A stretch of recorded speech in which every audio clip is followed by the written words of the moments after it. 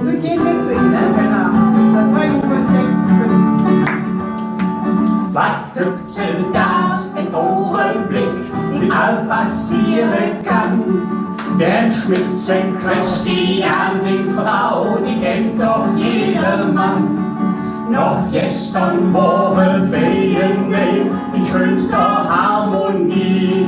Der Schmitz mit Singen Ohrenhof, doch ist sie von Tür.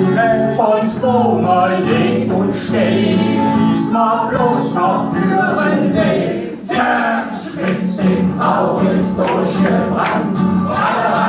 Lalalala, wohin, das ist noch unbekannt. Lalalala, sind jetzt von Orden ist sofort. Lalalala, der Schmitz, der macht sich halb kaputt. Lalalala. Ihr seid super, darf ich das nur sagen?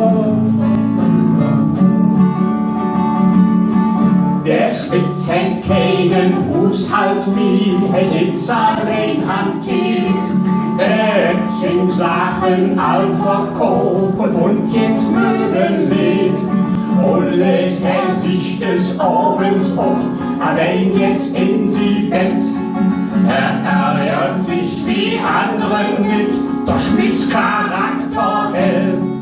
Und hört er bloß das Lied, dann singt er selber mit. Der Schmitz, die Frau ist durchgebrannt. Lalalala, wohin, er ist doch unbekannt. Lalalala, sind jetzt von Orden ist er fort. Lalalala, der Schmitz, der macht sich halb kaputt. Lalalala.